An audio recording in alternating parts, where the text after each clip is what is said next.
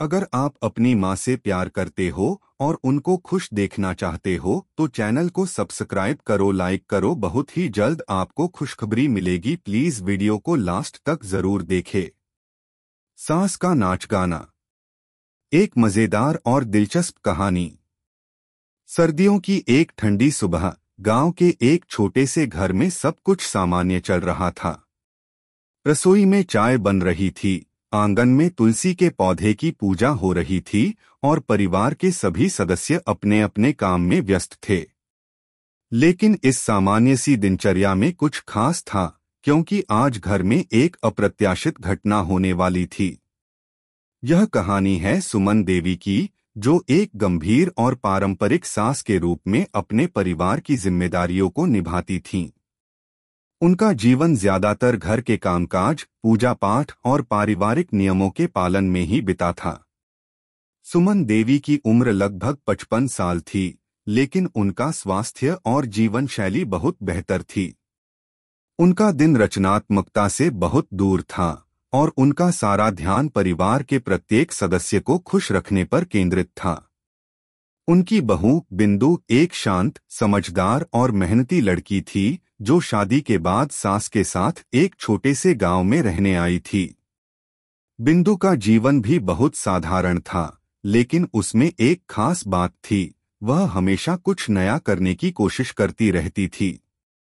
उसे संगीत, नृत्य और कला से गहरा लगाव था, लेकिन उसने कभी अपने इस शौक को परिवार के सामने नहीं लाया था।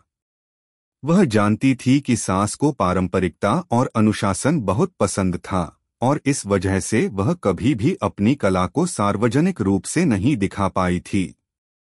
एक दिन घर में बर्तन धोने के दौरान बिंदु ने सास को आंगन में बर्तन के पास खड़ा देखा और उसे कुछ अनोखा महसूस हुआ। सुमन देवी ने एक हल्के से लय में गाना गाया, चली चली रे पतझड़ की बयार।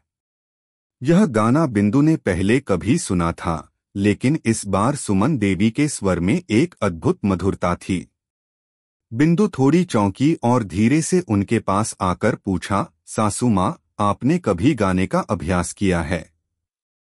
सुमन देवी मुस्कुराते हुए बोली, अरे नहीं, ये तो कभी कभी घर में कुछ गा लिया करती हूँ। कभी मौका नहीं मिला बाहर कुछ करने का। बिंदु थोड़ी हैरान हुई, क्योंकि उसे कभी नहीं लगा था कि सुमन देवी को गाने का शौक हो सकता है। क्या आप मुझे नाच गाने का कुछ सिखाएंगी? बिंदु ने उत्साहित होकर पूछा। सुमन देवी ने चौंकते हुए कहा, क्या तुम्हें नाच गाना करना आता है? बिंदु ने सिर झुकाया और हिम्मत जुटाकर कहा, जी हाँ, मुझे बचपन में बहुत नृत्य करना पसंद था, लेकिन अब तो कभी मौका ही नहीं मिला। सुमन देवी को अब कुछ और ही ख्याल आया। वे कुछ सोचते हुए बोली, तुम चाहो तो हम दोनों मिलकर कुछ नया कर सकते हैं। पर तुम जानती हो न, घर के कामकाज के बीच इतना समय नहीं मिलता। बिंदु ने दृढ़ निश्चय किया और सास को मनाया। अगर हम दोनों साथ में कुछ नया करेंगे तो न सिर्फ हमें मजा आएगा, बल्कि घर में एक खुशी भी होगी। आप मुझे सिखाइए, मैं नृत्य और गाने की प्रैक्टिस करूंगी, फिर हम साथ मिलकर कुछ अच्छा करेंगे। सुमन देवी थोड़ी देर सोचने के बाद मान गईं। ठीक है, लेकिन ध्यान रखना कि यह सब घर के कामकाज और परिवार के नियमों के भीतर रहकर करना होगा। अगले कुछ दिन बहुत ही दिलचस्प और रोमांचक थे।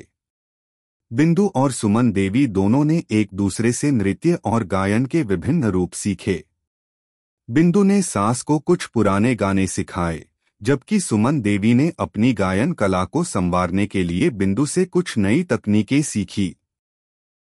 वे दोनों शाम के समय घर के आंगन में मिलकर अभ्यास करते थे।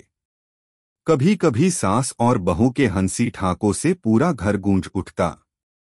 फिर एक दिन घर में एक खास आयोजन होने वाला था, गांव के बुजुर्गों की मीटिंग, जिसमें सभी परिवारों को बुलाया गया था। यह अवसर परिवार की परंपराओं को मनाने का था और सुमन देवी ने यह सोचकर कि यह एक अच्छा अवसर होगा, फैसला किया कि वह और बिंदु अपने नृत्य और गायन का प्रदर्शन करेंगे। आखिरकार वह दिन आ गया। घर में सभी लोग तैयार हो रहे थे और बिंदु और सुमन देवी अपने नृत्य और गायन के लिए अपनी परफॉर्मेंस तैयार कर रहे थे। बिंदु ने सुमन देवी को एक सुंदर पारंपरिक साड़ी पहनने के लिए कहा और खुद ने भी एक सुंदर सलवार कुर्ता पहना। जब कार्यक्रम शुरू हुआ और सुमन देवी और बिंदु ने अपनी नृत्य गायन की प्रस्तुति दी तो हर कोई चौंक गया। सुमन देवी के गायन और बिंदु के नृत्य ने सभी को मंत्रमुग्ध कर दिया। सुमन देवी का स्वर इतना मधुर था कि जैसे पूरा आंगन गूंज उठा और बिंदु के नृत्य ने मंच पर एक नया रंग भर दिया। यह नृत्य केवल एक प्रस्तुति नहीं थी बल्कि एक संदेश भी था, पारंपरिकता और आधुनिकता का एक सुंदर संगम। जब कार्यक्रम खत्म हुआ तो परिवार के सभी सदस्य सुमन देवी और बिंदु की सराहना कर रहे थे। सास और बहू के इस अनोखे तालमेल ने सभी का दिल जीत लिया था। हर किसी को यह देखकर अच्छा लगा कि परिवार के भीतर न केवल जिम्मेदारी और परंपरा का पालन होता है बल्कि कला और मनोरंजन का भी स्थान होता है। इस दिन के बाद सुमन देवी और बिंदु ने यह तय किया कि वे अब समय समय पर ऐसे छोटे छोटे कार्यक्रम करेंगे जिससे न केवल परिवार के सदस्य आनंदित होंगे बल्कि एक दूसरे के साथ उनके रिश्ते भी और मजबूत होंगे। और इस प्रकार सास और बहू का यह अनोखा और मजेदार नृत्य गायन कार्यक्रम परिवार में हमेशा याद रहेगा।